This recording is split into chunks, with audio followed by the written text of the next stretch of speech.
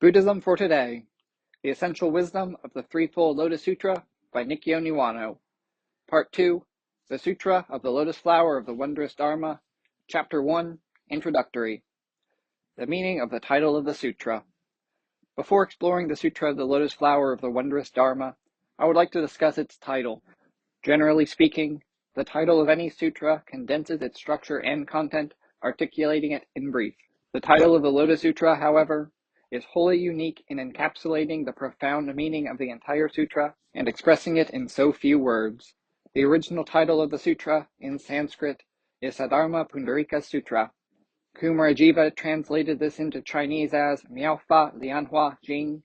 In Japanese, it is Myoho Rengekyo. The Sutra of the Lotus Flower of the Wondrous Dharma reveals the ultimate truth of the Wondrous Dharma as Shakyamuni realized it. In order to understand the significance of the title of the sutra, we must consider two questions. First, what does Saddharma or Wondrous Dharma mean? And second, how does this phrase express the form and content of the Lotus Sutra? As readers have already discovered in the Expounding the Dharma chapter of the Sutra of Innumerable Meanings, Dharma is an extremely important word of profound and multifaceted meanings. First, Dharma can indicate things or existences, as in the term, the ultimate reality of all things. In this case, Dharma means all phenomena that exist in the universe, as well as all events that occur in the world. Second, Dharma also means truth, as in the ultimate truth that permeates all things that exist. Third, Dharma refers to the teachings, those that express and properly convey this ultimate truth to living beings in ways appropriate to the particular times and situations. In this sense, Dharma can be used to refer to Buddhism in general. Fourth, Dharma signifies the practice of the good, that is, behavior and actions in accord with the ethics and morality of the Buddha's teachings. The word Dharma in the title of the Lotus Sutra embraces all of these four meanings. The common thread running through all of these meanings is truth, which in one way or another can be summarized with the word Buddha. The Buddha is the one who reveals universal truth to us, and consequently, his teachings, based on the universal truth and its principles that show human beings how best to live in this world, are also Buddha. In short, Dharma and Buddha are really one and the same thing. To put it another way, Dharma encompasses the Buddha, as well as all the workings of the Buddha's compassion in their entirety. The Dharma of the Lotus Sutra is supreme, awe-inspiring, and so deeply profound in meaning as to be beyond words. For this reason, the word Dharma in the title of the sutra is modified by the Sanskrit word sad, which Kumarajiva translated as wondrous, and, because of a sound shift caused by combining the terms, it becomes the word Saddharma. Next, Pundarika is a specific type of lotus regarded in India as the most beautiful flower in the world. It is rooted in muddy ponds and stagnant water, but blooms suspended above the muck, and its pearly white flowers are always pure and unsullied by the mud. The Pundarika embodies the fundamental concept of the Lotus Sutra. Even while living in the muck of a mundane and impure human society, it is possible for each of us to be a Pundarika, to live magnificent, unblemished lives in perfect freedom. Lastly, Sutra literally means a connecting thread or string, such as the warped threads of a woven cloth. The people of ancient India also had a custom of threading beautiful flowers together on a string to make hair ornaments. In similar fashion, a sutra joins precious teachings of the Buddha to form a single thematic composition. Putting all this together, we can understand the title, The Sutra of the Lotus Flower of the Wondrous Dharma, to mean the supreme precious teaching that shows living beings how to lead exemplary lives, unimpeded by any delusions, while living in this impure world. This chapter is titled Introductory because it is the point of departure that sets the stage for the Buddha to deliver the sutra. It first describes the setting and circumstances by telling us where, when, and for whom the Buddha expounds the Dharma. After establishing this backdrop, the chapter tells us that, having just finished the teaching of the Sutra of Innumerable Meanings on Mount Gridhrakuta, or Divine Eagle Peak, the Buddha sits down, crosses his legs, and enters samadhi, a state of deep meditation that concentrates one's spiritual powers. Both his body and mind become motionless and tranquil. The sutra's opening description of the Buddha's actions carries a deep significance. The Buddha always sat in meditative concentration in this manner before and after delivering a teaching. During these periods of meditation, He contemplated how to teach the Dharma so that his words would find their way directly into the hearts of the living beings gathered to listen to him. Afterward, he also concentrated his immense spiritual powers to ensure that the teaching he had just given would be properly understood, and in turn imparted by those who received it. It is said that Shakyamuni Buddha devoted as much as 5 hours a day to meditative concentration. We, too, should follow the example of the Buddha. We should sit in silence with our eyes closed for even a few minutes before or after studying the Dharma or listening to the Buddha's teachings. Go over what we have learned in order to purify our hearts by preserving the teaching within, and be mindful of our oneness with the Buddha. When Shakyamuni Buddha enters the state of meditative concentration, the heavens and earth, deeply moved by the Sutra of Innumerable Meanings, responds by raining Mandarava flowers and other beautiful flowers from the sky, and causing the entire universe to tremble and quake, shaking in the 6 different directions. All of these signs astonish the people who have assembled to listen to the Buddha's teachings, and, with hearts full of joy, they look up to the Buddha, all in one mind, with palms pressed together in reverence. Just then, at this moment, when the members of the assembly are brimming with anticipation, the Buddha suddenly sends forth a ray of light from the tuft of white hair between his eyebrows, which illuminates all the worlds of the eastern quarter of the universe, revealing the living beings lost in the realms of existence of those worlds. The karmic causes of their suffering are also illuminated and plain for everyone to see. Furthermore, the ray of light reveals Buddhas everywhere throughout that quarter of the universe, as well as living beings as they receive their teachings and practice the Buddha way. Multitudes of bodhisattvas are visible pursuing the bodhisattva way throughout the eastern quarter of the universe, and it is also possible to see stupas made of 7 types of precious substances housing the relics of Buddhas who had already entered parinirvana, the state of the final extinction of a Buddha's body. Maitreya Bodhisattva is astounded by all that he has seen, and wants to ask the Buddha the reason he has displayed such auspicious signs for the assembly. Maitreya is unsure what to do, however, because the Buddha remains as before, deep in silent meditation. Thinking for a moment, he remembers that Manjushri, called the Dharma Prince because he is so close to the Buddhas that he is like one of their own children, is also present at the assembly. During a boundless expanse of time in the past, Manjushri had personally received the teachings of innumerable Buddhas and paid homage to them. Maitreya thinks to himself that if he were to ask Manjushri, Manjushri would surely know the reason for the Buddha's auspicious displays. Maitreya can also sense that all the living beings crowding the site of the assembly on Divine Eagle Peak are likewise perplexed by what they have just seen and want someone to explain these signs to them.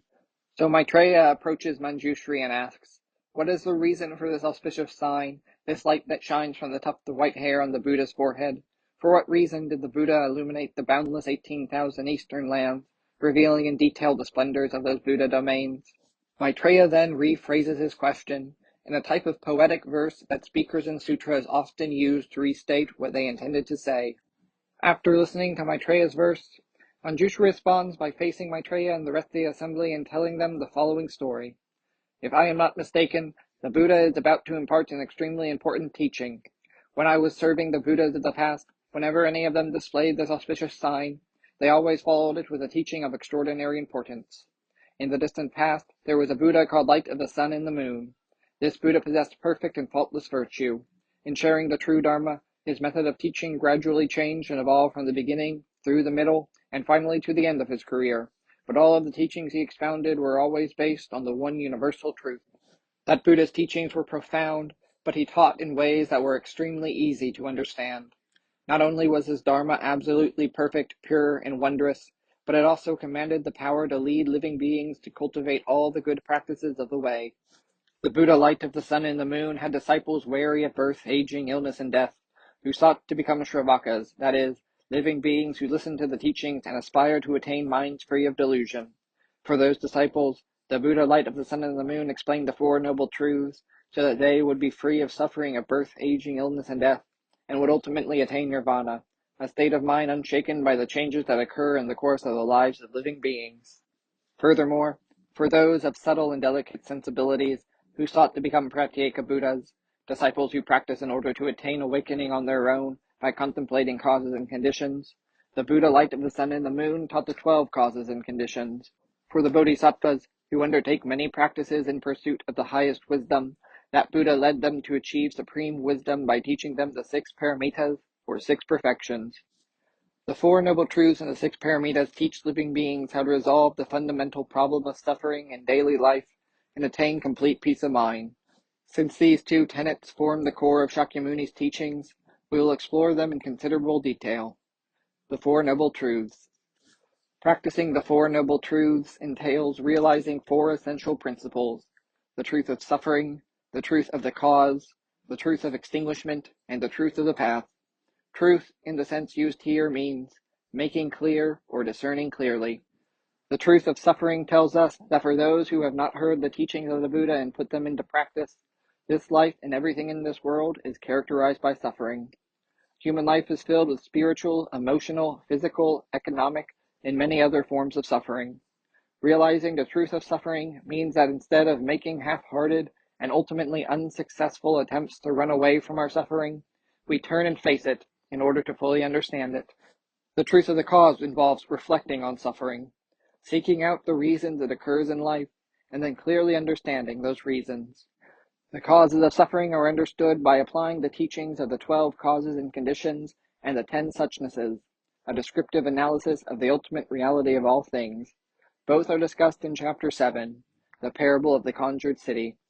Realizing the truth of extinguishment severs the bonds of all forms of suffering and brings one to comprehend that, as the Threefold Lotus Sutra teaches, this world is, just as it is, a realm of tranquil light. Experiencing the world as the realm of the eternal Buddha in this way can be truly attained only by awakening to the 3 great truths that Shakyamuni realized. All things are transient, all things are non-self, and nirvana is tranquility. These 3 truths, known collectively as the 3 seals of the Dharma, are the most central principles of Buddhism. Now we will consider them in further detail. Even though they form the very core of Buddhism, people cannot easily grasp these 3 great truths. Realizing them in our everyday lives requires making great efforts to put them into practice. This means practicing the Bodhisattva way in its 3 aspects. First, the aspect of the mind. Second, the aspect of form, which means our bodies. And third, the aspect of behavior, which means our actions. We can practice in all of these aspects by devoting ourselves to cultivating the Eightfold Path and the 6 paramitas. These 2 regimens are the concrete spiritual disciplines that compose the truth of the path, the last of the 4 Noble Truths. In sum, the teaching of the 4 Noble Truths lead us to face the fact that human life is a realm of suffering, which is the truth of suffering. Next, grasping the real causes of our suffering is the truth of the cause. Practicing the Eightfold Path and the 6 paramitas in our daily lives make up the truth of the path. Finally, eliminating our suffering is the truth of extinguishment. The 3 seals of the Dharma. In this section, we turn to the 3 seals of the Dharma, the 3 great truths to which Shakyamuni awoke, and to which we ourselves must now awaken in order to realize the extinguishment of suffering. All things are transient. In Japan, all things are transient is often understood to mean life is fleeting, probably because the phrase is used with this connotation in works of classical Japanese literature. The famous line in the beginning of the tale of Heike, "The bell of the monastery of Jetavana tolls the impermanence of all things," is perhaps the most well-known example. Popular literary references to the futility of life have become a major reason for the common misunderstanding that Buddhism is a religion teaching us to seek rebirth in a better world, because this phenomenal world is fleeting and meaningless. To correct this type of basic misconception, we must first begin with a clear understanding of the meaning of the 2 terms in the phrase, "all things are transient." The word things in this phrase is a translation of the Sanskrit samskara. The word samskara indicates all phenomena that appear in this world through the interaction of causes and conditions. Transience means that nothing permanently retains the same state or form. The simplest way to say it would be, everything changes. All things that come into existence through causes and conditions, that is, all phenomena in this world, are in a state of constant change. To give an example, modern science clearly demonstrates that our sun, which to the naked eye perpetually illuminates our skies with no apparent change, is actually transforming from moment to moment. We can also understand impermanence from the standpoint of our physical bodies. We may think that our bodies are exactly the same as they were yesterday, but in actuality, many cells of our body go through a process of periodic birth, death, and renewal. So today, some of our cells are different from those present a few days or weeks ago. Even though we may be unaware of it, we, too, are literally changing moment to moment. In addition, we know from our own experience that the suffering, sadness, joy, or pleasure we feel in our hearts can completely change in a single instant. These examples illustrate the truth that all things are transient, but it would be a serious mistake to take this to mean that all things are fleeting and futile, or that we should resign ourselves to the depressing reality that nothing in this world is reliable. This is not the case. The truth of transience teaches us that, when we clearly understand that all things are in a state of flux, we are no longer surprised and upset or thrown off by trivial changes in circumstances of our lives. If we take a step further to look positively at the truth of transience of all things, we will understand just how strong and adaptable we human beings are, and it will become clear why human beings must live lives of constant growth and improvement. We will also have gratitude towards those around us, and because we will feel the loving kindness and a sense of oneness with humanity that arises from this gratitude, our hearts will be flooded with a palpable awareness that all humanity must live together in harmony. Our awakening to this realization is nothing less than the reason the Buddha appeared in our world. Billions of years ago, the earth was devoid of life. Volcanoes erupted torrents of lava, superheated to thousands of degrees, and the air was choked with vapor and poisonous gases. About 2 billion years, however, the earth cooled sufficiently to allow the evolution of living beings. These first life forms were simple, single-cell organisms, so small they could only have been seen under a microscope. To survive, these microscopic life forms had to withstand massive floods, tremendous earthquakes, volcanic eruptions, and horrendous extremes of hot and cold. Not only did they survive, they gradually evolved into more complex forms of life. According to today's widely accepted scientific theory, life began from amoeba-like organisms and gradually developed into insects, fish, amphibians, reptiles, birds, mammals, and eventually human beings. We should stop and take a fresh look at the strength and adaptability of life. In doing so, we regain confidence in the strength of our own lives, because the sickness and suffering we face in the present moment pale in comparison with the great hardships and difficulties that humankind has overcome in its evolution. We are filled with a new sense of confidence that this very same strength and adaptability of life also resides in our own bodies. When we contemplate the evolutionary process from amoeba-like single-cell organisms to human beings, and also reflect on the course of human history, we realize that when all is said and done, the continuous step-by-step ascent of humanity has never halted. At the same time, we realize that constant progress is the most suitable way of life for human beings, and that stagnating at any particular stage of development, much less regressing to unproductive courses of life, is a deviation from the natural path of human life.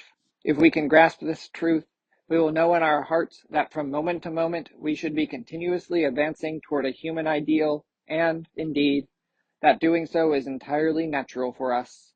This ideal state of human existence is what we call Buddhahood. Consequently, the desire to become a Buddha, which amounts to always remaining mindful of our aspiration and constantly practicing the Buddha's teachings, is nothing out of the ordinary. Wanting to become a Buddha is perfectly in accord with the natural direction of life. It is a matter of course. This is precisely why we intuitively turn away from unhealthiness and ways of life that are inconsistent with the course of human development, and return to the proper path that is natural for us. Reflect once again for a moment on the evolutionary processes that gave birth to life out of the substances contained in superheated lava, gas, and vapor, and how that initial life divided first into plants and animals, and the latter then evolved gradually to produce insects, fish, amphibians, birds, and mammals, and eventually humankind. What we realize is that we share the same ancestors with wood, stone, metal, and all other things on earth, because our bodies originate from the same ultimate source. This knowledge allows us to feel a sense of oneness with all plants, birds, and animals as our kin. If we feel grateful for these living beings, how much more truly thankful we will be for our parents and grandparents, our nearest kin, and our forebears. Indeed, all things in the universe are as closely related as brothers and sisters. Knowing this fact, What can we say when people do not live in a state of brotherhood and sisterhood with one another? In spite of our interrelatedness, we oppose one another, hate each other, steal from one another, and even kill one another. This is not how we were supposed to live. But we don't realize this because we are captivated by the changes in the world that directly impact us, and we are blinded by concern and immediate gain and loss, what is personally advantageous and disadvantageous. If all people could clearly understand the Buddha's teaching of impermanence, however, such illusions would be naturally eliminated, and an awakened humanity would realize its peaceful and proper way of life in our contemporary world. All things are non-self. The truth that all things are non-self, anatman, teaches that all things in this world, without exception, are connected to one another. There is nothing that is or has an isolated self, that is to say, there is nothing that exists on its own, completely independent and separate from other things. When we consider that other forms of life seemingly unrelated to us, such as insects, birds, and even the pine trees growing atop a distant hill, all originate, like we do, from the same matter that congealed to form the earth billions of years ago, we realize that all living beings are permeated by the same universal life that gives us the gift of life. This can also be said of the soil, of the earth, stones, clouds, and even the air. If we leave the distant past and turn our attention to the present, and contemplate our own existence, we see that our lives are sustained not only by the soil of the earth, but even by its stones. We realize that our lives also depend in many ways on insects, for example, and that we are even indebted to birds. If there were no clouds in the sky, we would have no rain, no plants would grow, and we would soon find ourselves without food. If there were no oxygen in the air, we would not be able to survive for even a few minutes. Without exception, we are all connected to any number of things that on the surface seem unrelated and external to us. To give another example that cuts to the point, consider that the living organism of our human body might appear to be an altogether different entity from minerals such as iron, yet, because our bodies are composed mostly of water and minerals, our lives are sustained by substances such as salt, calcium, iron, and copper. Reflecting on this fact provides us with a good opportunity to envision how things exist in connection with one another. We have even deeper relationships of interdependence with other human beings with whom we share our lives. One of the greatest persons of the 20th century was Dr. Albert Schweitzer, winner of the Nobel Peace Prize, who worked as a medical missionary in Africa for more than 40 years. According to his biography, Dr. Schweitzer, also a musicologist who specialized in studying symbolism in the music of J.S. Bach, experienced a sudden flash of inspiration while listening to a Bach organ composition. At that very moment, he determined that he would travel to Africa in order to help people. The story of Dr. Schweitzer shows the sometimes hidden ways in which things are interrelated through causes and conditions.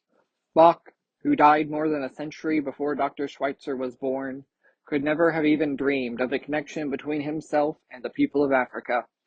That beautiful composition, into which Bach poured his heart and soul, however, became the catalyst that inspired the historic determination of Albert Schweitzer, a young scholar in Alsace, then part of Germany.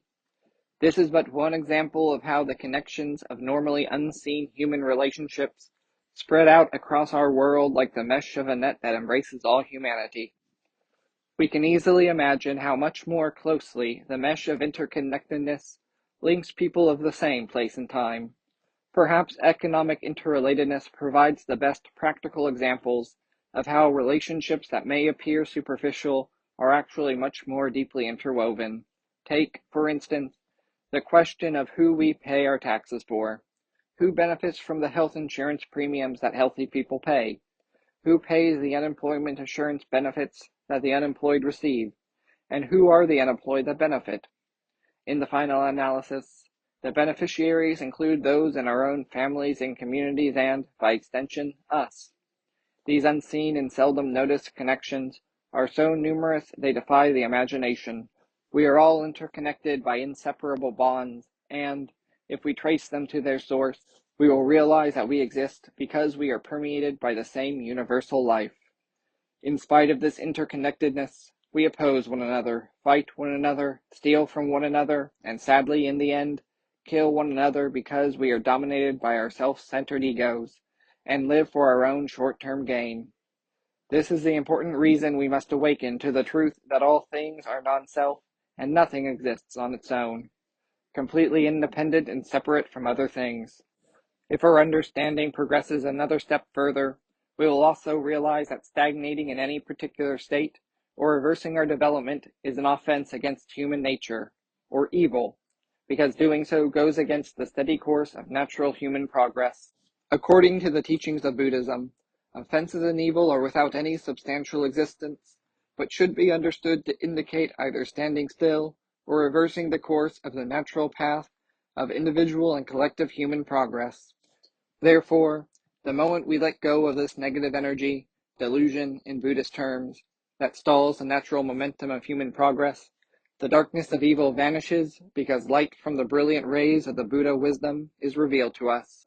Our inability to advance on the natural path of human progress, which means our failure to move towards Buddhahood, is an offense and an evil because it is contrary to the natural course of life. From the self-centered standpoint of our individual egos, we think that we should be able to do whatever we like, as long as we are prepared to accept the consequences of our actions. So we say that we just want to be left to our own devices. This kind of attitude is deeply mistaken, because our lives are related in some way to the lives of everyone else. Thus, the evil of a single person inevitably exerts an influence on the lives of many people somewhere in our world, and the laziness of a single person is sure to prevent the entire community from progressing. If we understand these things, we spiritually awaken to the fact that our own personal decadence or laziness is a source of trouble for many others, and because of this, we should personally resolve to continue moving forward, even if only little by little, in the direction of progress. This is the essence of the teaching that all things are non-self, and why the true spirit of Buddhism is to constantly persevere in improving ourselves. Nirvana is tranquility. The third of these three great truths of Buddhism is nirvana is tranquility. This seal of the Dharma is woefully misunderstood because people commonly misconstrue the term nirvana. Many think nirvana is synonymous with death. In polite speech, the words Shakyamuni entered nirvana usually denote the passing of the Buddha, and this has left many people with the impression that nirvana is tranquility refers to a paradise that awaits us after death, like the Pure Land of Amitabha Buddha that is described in the Sutras of Pure Land Buddhism. The Sanskrit word nirvana does indeed possess the negative meaning of extinguishment or annihilation, and, by extension, it also connotes the death or destruction of the physical body. In the case of the Buddha, this final extinguishment of the body is often referred to as parinirvana.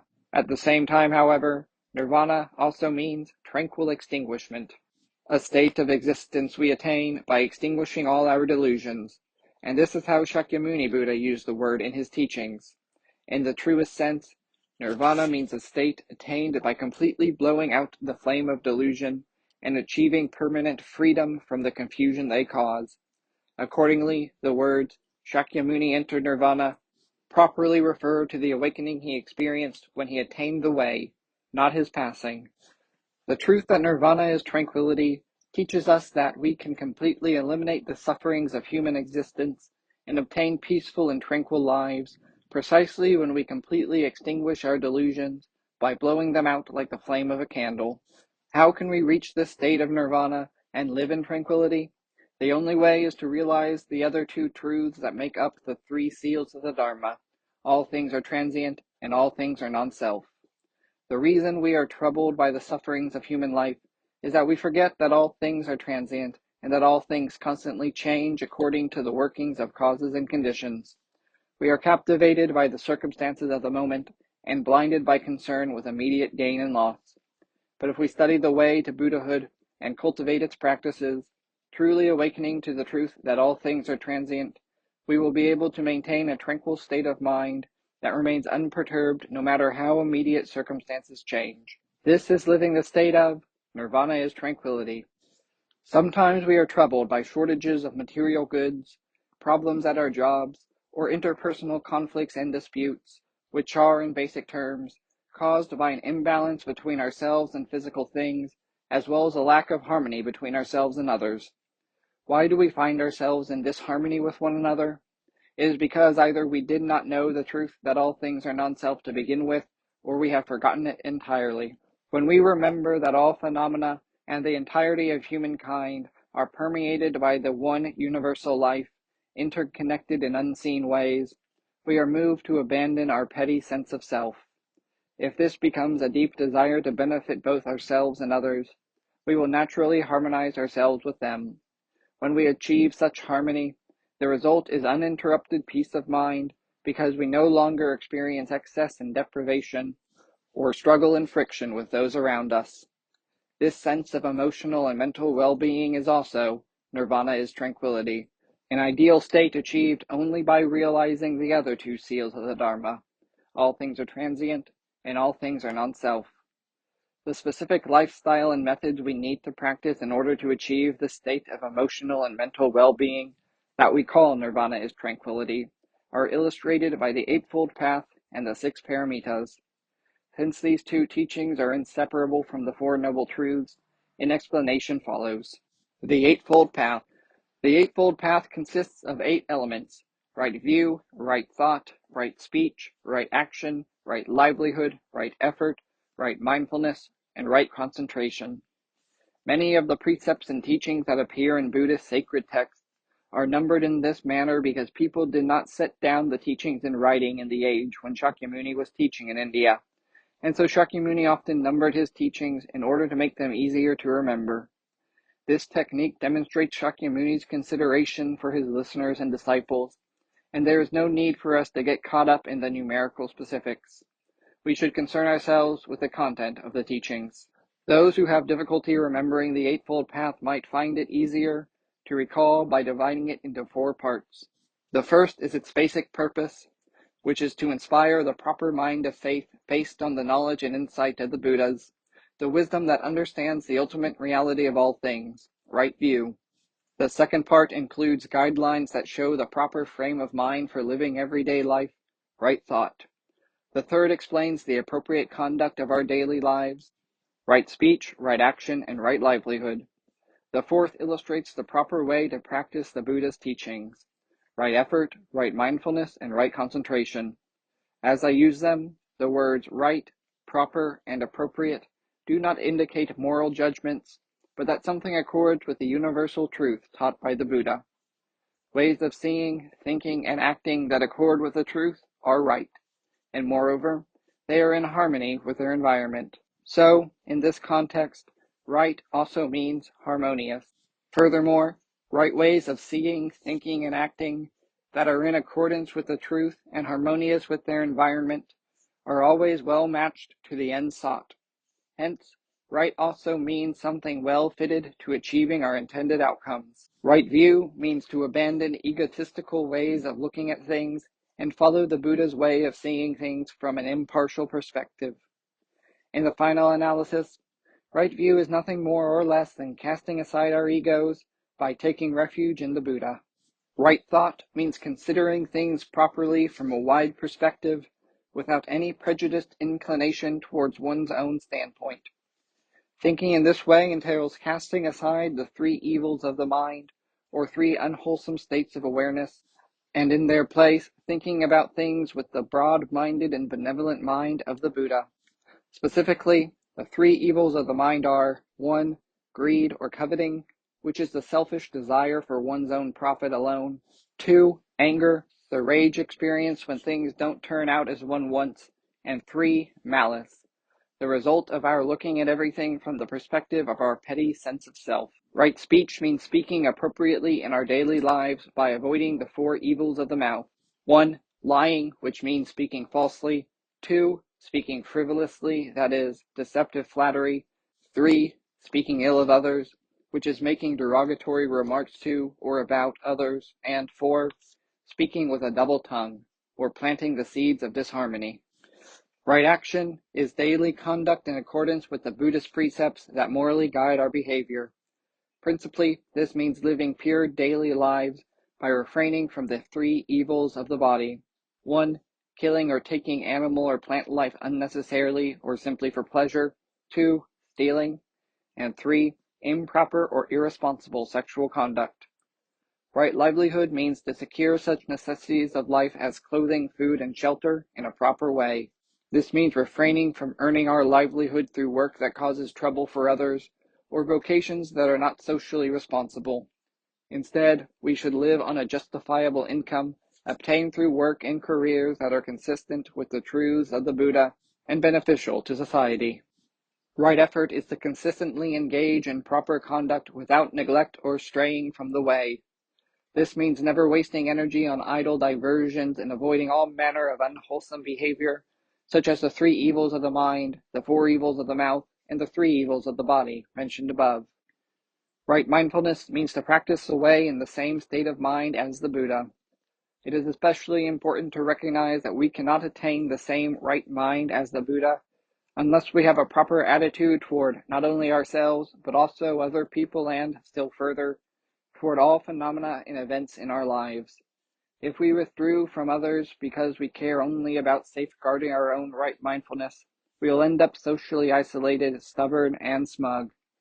Consequently, we cannot make the Buddha's right mind our own until we develop an impartial mind toward all things in existence. Right concentration means to firmly grasp the Buddha's teachings with unshakable faith so that the changes in the world around us never cause us to lose our composure.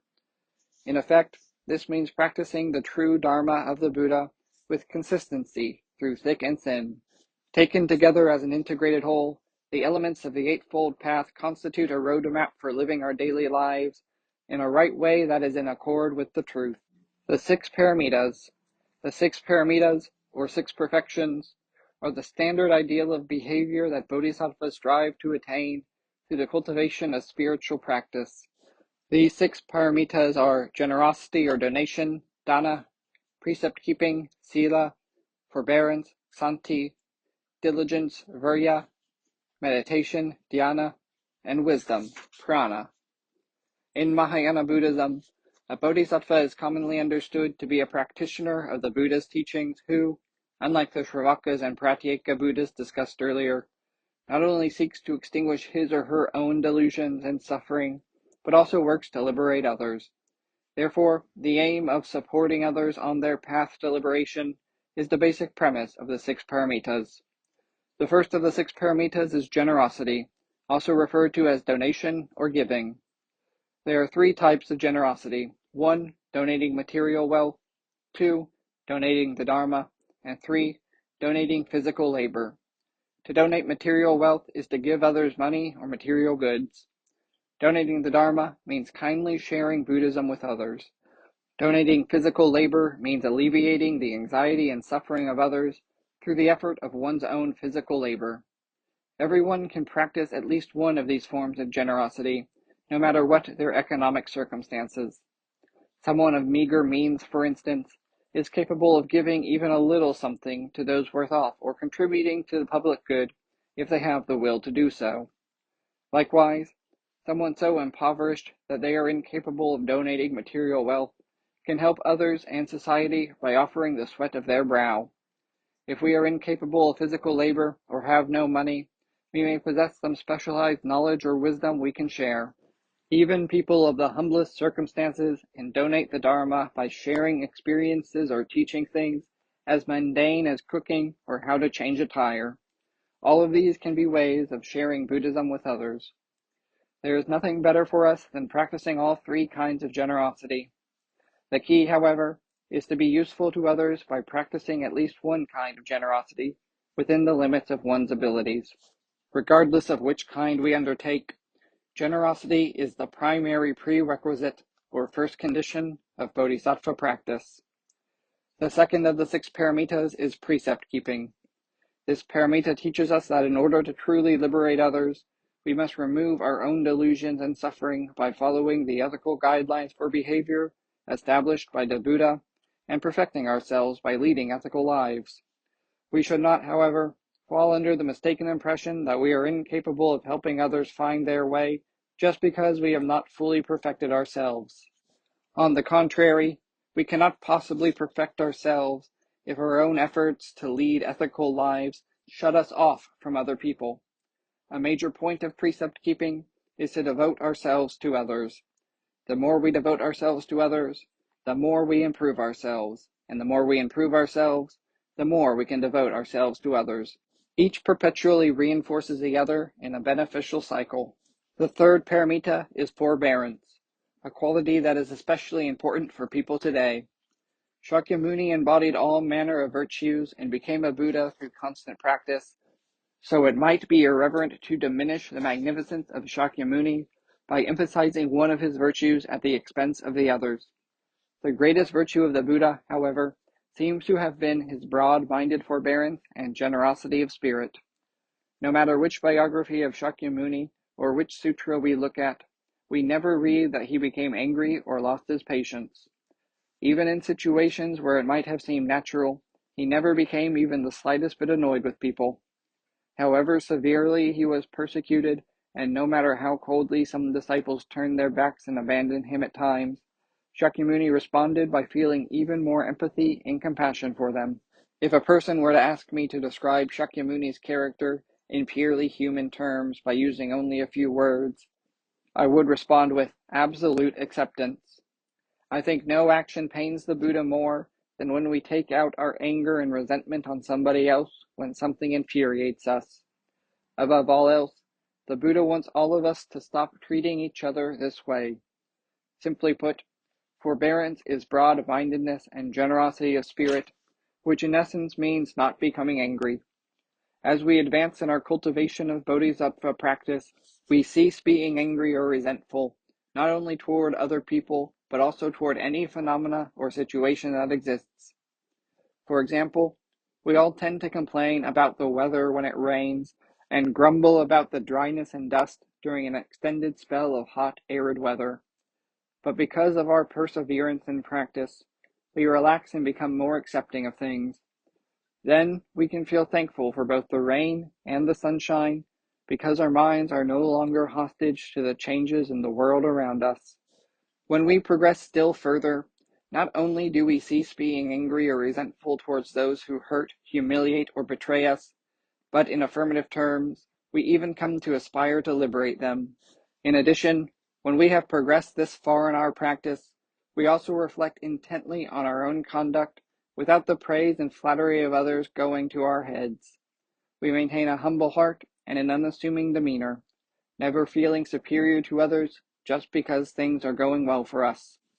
All of these attitudes are aspects and examples of a state of mind that is the peak of cultivating forbearance. Even if we cannot immediately attain this ideal in one giant leap, we can surprisingly quickly develop feelings of compassion for those who cause us problems. We ought to make headway toward attaining at least this state of mind. If people throughout the world would only make this kind of forbearance a habit of the heart, that alone would establish world peace and make humanity happier and more secure than we have ever been before. The fourth paramita is diligence. Diligence means pure, focused, or genuine effort, abandoning trivial distractions and proceeding straight ahead toward our important goal. Even if we devote ourselves wholeheartedly to the study and practice of Buddhism, we will not have achieved the perfection of diligence if our thinking and actions are impure and not completely focused on the way. Despite resolutely devoting ourselves to study and practice, we sometimes fail to see results or, worse yet, we experience reversals or feel that our practice is hindered by others. We must understand that such discouragements are like ripples on the surface of the ocean, nothing but illusions that disappear as soon as the wind dies down. Once we have decided to practice the Bodhisattva way, we can move forward single-mindedly, without ever backtracking. This is true diligence. The fifth paramita is meditation, dhyana in Sanskrit, and zenjo in Japanese, the latter commonly being abbreviated as Zen. Zen, the first half of the Japanese word zenjo, was originally a sound transliteration of the term dhyana. Jo, the second syllable of zenjo, was used to express the meaning of the original Sanskrit, a stable and peaceful mind. In addition to practicing single-minded diligence, we should view all things with a quiet and composed mind of meditation that meticulously observes the world. Doing so allows us to see the true form of all things as they actually exist, and to discover the best way to cope with those realities. The proper way of seeing things and the power to discern the true form of all things is wisdom, the last of the 6 paramitas. We cannot liberate others without wisdom. For example, suppose we come across a destitute young man lying ill on the side of the road. We take one look at the young man and, feeling sorry for him, give him some money without thinking about the consequences of our actions. What if he is developing a drug problem? Then he will simply grab the money and use it to sustain his habit, and, in this way, he might end up seriously addicted or overdosing. Instead of giving him money, if we had only tried to help him enter a treatment facility, he could have gained a second chance at life. Our intention was to practice generosity, but we may have ended up going about it the wrong way. This is an admittedly extreme hypothetical example, but similar cases of varying degrees occur all the time. Even though we may intend to do something useful for people or perform commendable deeds in order to help them, unless we act with true wisdom, our benevolence and compassion may be ineffective or even counterproductive. For this reason, wisdom is always required for practicing the Bodhisattva way. Let us return now to the narrative of the Lotus Sutra's first chapter. Manjushri continues speaking to Maitreya and the others at the assembly. In this manner, the Buddha, light and son of the moon, expounded the appropriate teachings to those who sought the awakening of Shravakas and Pratyeka Buddhas. He also gave teachings appropriate to all the Bodhisattvas, leading them to accomplish the wisdom of supreme perfect awakening. After the lifespan of that Buddha ended, next came another Buddha, also named Light of the Sun and the Moon, who expounded the same teachings. Likewise, 20,000 Buddhas, also bearing the name Light of the Sun and the Moon, appeared in the world one after another. Before the final Buddha, Light of the Sun and the Moon, renounced home life, he was a king who had 8 royal sons. When these 8 princes heard that their father had left home and obtained supreme perfect awakening, they all gave up their royal status and left home, and from then on constantly practiced good deeds under the tutelage of millions of Buddhas. The final Buddha, named Light of the Sun and the Moon, expounded a great vehicle sutra called Innumerable Meanings, a teaching of the Bodhisattva way that Buddhas always keep in mind and protect. After that Buddha finished expounding the sutra, he entered samadhi, sitting motionless in the middle of the great assembly. At that time, the sky rained beautiful flowers, and the earth shook and quaked. Then, from the tuft of white hair between his eyebrows, the Buddha, Light of the Sun and the Moon, suddenly emitted a ray of light, as we have just seen Shakyamuni do, illuminating 18,000 worlds in the eastern quarter of the universe. Maitreya, at that time there was a great many bodhisattvas in the assembly, eager to hear the Dharma, but when they saw this mysterious light, they wanted to know the reason for it. Among the great assembly was a bodhisattva named Wondrous Light. Finally, the Buddha, Light of the Sun and the Moon, came out of samadhi and, facing the bodhisattva in order to address him, the Buddha began expounding a teaching called the Lotus Flower of the Wondrous Dharma. In this manner, he did not rise from his seat, teaching the sutra for 600,000 years. His listeners also remained in their seats, listening motionless in body and mind for that entire span of time. To all those gathered, those 600,000 years seemed as short as the time required to take a single meal. I will explore the significance of the story in greater depth in Chapter 16. For now, we can understand the wondrous events of this episode to powerfully demonstrate that true awakening means realizing the universal truth that transcends both time and space.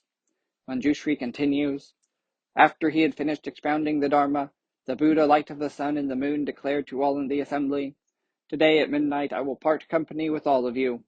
Just as the Buddha had declared, he entered parinirvana during the night. Afterward, the Bodhisattva Wondrous Light upheld the Sutra of the Lotus Flower of the Wondrous Dharma, constantly teaching it to living beings. Incidentally, the Bodhisattva Wondrous Light had a disciple whose name was Fame Seeker. He was called this because, in addition to being greedily attached to fame, he completely forgot the sutras as soon as he read them, unable to understand their meaning. However, due to the fact that he humbly acknowledged his faults, expressed remorse, and gradually began to practice good conduct, he was able to meet innumerable Buddhas, to whom he demonstrated gratitude, revered, and continuously praised. Finally, he attained a profound degree of awakening. Fame Seeker of that time was actually you, Maitreya. That was you in a former life, and the Bodhisattva Wondrous Life was actually me, Manjushri. The auspicious sign we have witnessed just now, when the Buddha, in Samadhi, emitted a ray of light from his forehead illuminating the 18,000 worlds in the eastern quarter of the universe, is the same that occurred in that age in the distant past. If I am not mistaken, from now on Shakyamuni Buddha is surely going to give the teaching of the Sutra of the Lotus Flower of the Wondrous Dharma. Everyone, await single-mindedly with your palms pressed together in reverent anticipation. The Buddha is about to pour down a true and limitless rain of the Dharma to satisfy seekers of the way. Manjushri ends his monologue in this manner, and the chapter concludes with his restatement of the same content in verse. What is most impressive about this chapter is Shakyamuni Buddha's inconceivable strength of mind. Shakyamuni knew his passing was fast approaching, but, for humanity in the ages to come, he was determined to leave the most important realization of the awakening he had during his 80 years in this world. In order to do so, he assumed a role like that of the final Buddha light of the sun and the moon, and displayed many of the same wondrous signs. We know from Shakyamuni's biographies that by that time his body had grown extremely weak because of illness and old age. In spite of his frailness, he began teaching this vast and profound Dharma of the Lotus Sutra, truly the most powerful, positive, and affirmative teaching of truth he gave during his life. We must deeply respect the depth of awakening and the greatness of his strength of mind. And we must not forget that Shakyamuni Buddha's strength of mind arose from his great compassion for all, including those yet to be born.